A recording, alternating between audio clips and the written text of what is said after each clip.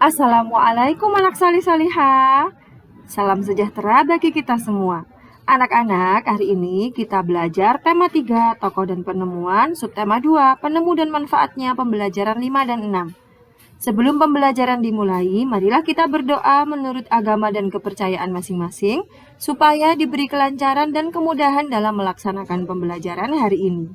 Jangan lupa disiapkan buku dan alat tulisnya. Pada pembelajaran ini termuat 4 muatan pelajaran, yaitu IPS, SBDB, PPKN, dan Bahasa Indonesia. Berikut ini tujuan pembelajarannya. Nah, sebelum kita lanjut ke pembelajaran yang lain, kita menyanyikan lagu Maryam Tomong terlebih dahulu ya anak-anak. Oke, hitungan ketiga, mulai. 1, 2, 3. Selendang madi ginjang kain panjang madi toru pangeol ni gonting masong ondeng kemamangolu. O Maryam tomong dainang sinapang masin. O Maryam tomong dainang sinapang masin. Mari kita lanjut ke pembelajaran selanjutnya.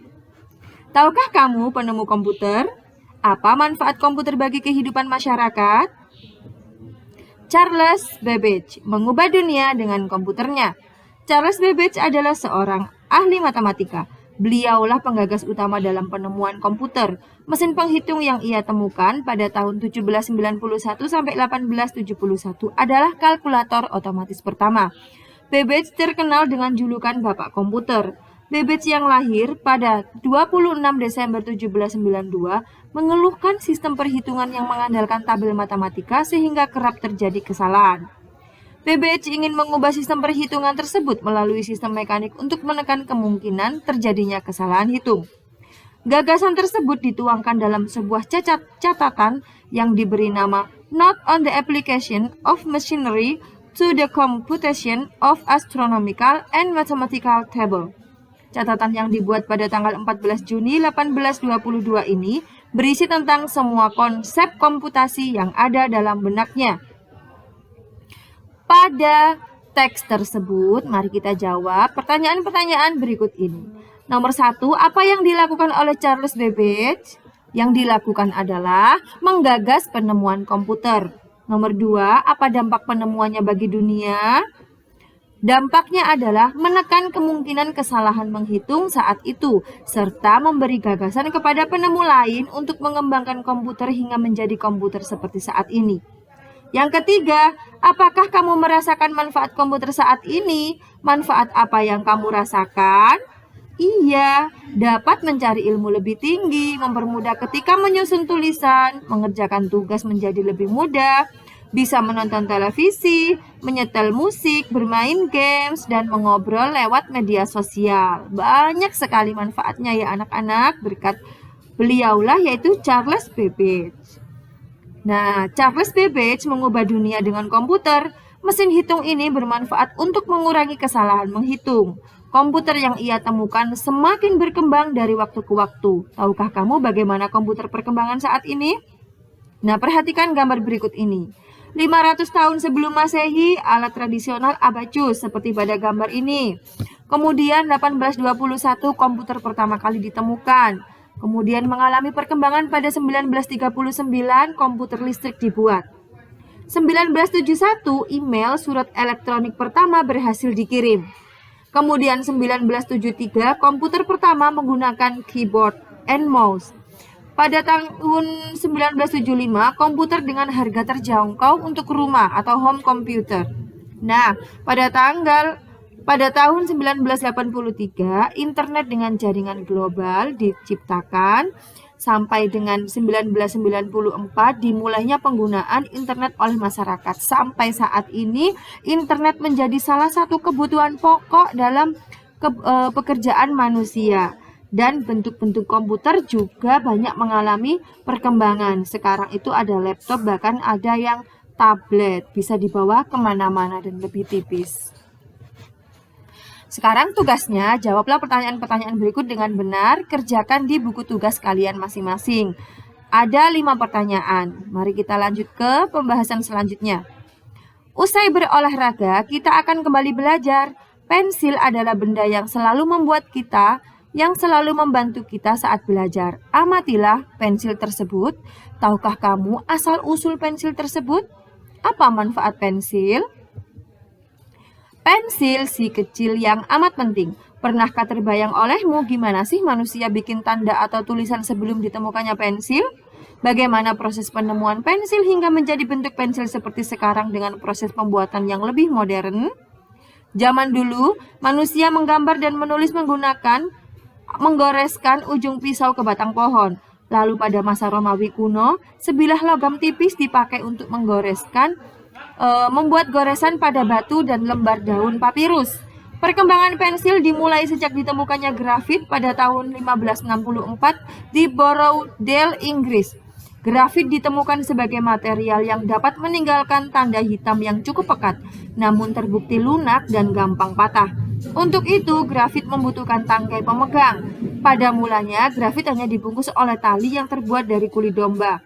Terus ditemukan cara untuk memasukkan grafit di antara dua bilah kayu yang dilubangi. Ketika itulah mulai dikenal alat tulis yang kini dinamakan pensil.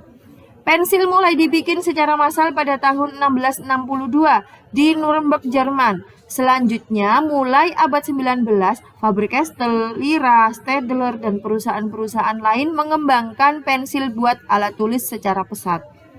Pada zaman modern, pensil dibuat dengan hancurkan grafit murni sama tanah liat hingga berbentuk bubuk. Kemudian campuran ini dicetak menjadi bentuk tipis panjang dan dilapisi dengan kayu. Jadilah pensil dengan bentuk yang kita kenal saat ini seperti yang ada pada gambar. Pensil menjadi benda yang penting banget hingga saat ini. Kalau nggak ada pensil, kita bakal kesulitan waktu lagi belajar. Kita juga nggak bisa bikin karya tulis seperti cerita pendek, puisi, dan tulisan lainnya. Nah, anak-anak, tugasnya dari bacaan tersebut tentukan topik masalah, deret penjelas, serta kesimpulan pada bacaan tersebut.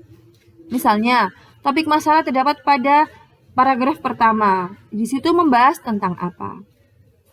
Kerjakan seperti contoh dalam bentuk tabel, kerjakan di buku tugas kalian masing-masing dengan benar. Sebagai pelajar, tentunya kita perlu memiliki sikap disiplin dan bertanggung jawab terhadap tugas-tugas kita. Bagaimana akibatnya jika kita tidak memiliki sikap tersebut? Nah, kewajiban dan tanggung jawab. Ani adalah putri dari Bapak dan Ibu Yakob. Pak Yakob mendaftarkan Ani di sebuah sekolah yang cukup ternama di desanya. Pak Yakob memenuhi semua kebutuhan sekolah Ani seperti buku-buku, seragam sekolah, serta peralatan lainnya. Bu Yakob juga selalu membekali makanan sehat untuk Ani di sekolah. Ani sangat bersyukur dengan perhatian ayah dan ibunya. Ia selalu mematuhi nasihat ayah dan ibu. Ani juga rajin sekolah, rajin belajar, dan mengerjakan tugas sekolah tanpa perlu diingatkan. Ani kemudian selalu naik kelas dengan nilai yang memuaskan. Bapak dan Ibu Yakob sangat bangga dengan Ani. Nah, anak-anak, mari kita isi tabel berikut ini. Hak Ani adalah mendapat pendidikan, mendapat asupan makanan yang sehat, serta mendapatkan kasih sayang dari kedua orang tuanya. Dampak jika bertanggung jawab terhadap kewajibannya. 1. Cita-cita kita akan tercapai. Kemudian menjadi orang yang berpendidikan, serta yang paling utama adalah membanggakan kedua orang tua. Manfaat kewajiban itu apa? 1. Tujuan akan tercapai serta dihargai orang lain. Dalam kata lain, orang lain itu orang tua ya anak-anak. Dampak jika tidak bertanggung jawab pada kewajiban. Dampaknya adalah 1. Mengecewakan orang tua, gagal mencapai cita-cita, serta terjebak dalam ketidaktahuan. Nah, kalian di rumah jelas sekali memiliki kewajiban dan hak. Tugasnya, tuliskan 2 kewajiban kalian saat di rumah. Setelah itu, tulis akibat jika bertanggung jawab, kemudian manfaat kewajiban, serta akibat jika kalian tidak bertanggung jawab dengan kewajiban kalian. Contohnya, mengerjakan PR di rumah, akibat jika bertanggung jawab, di sekolah mendapatkan nilai yang bagus. Manfaat kewajiban, menjadi anak yang pintar serta disiplin. Akibat jika tidak bertanggung jawab, dimarahi kedua orang tua, kemudian di sekolah juga mendapatkan hukuman dari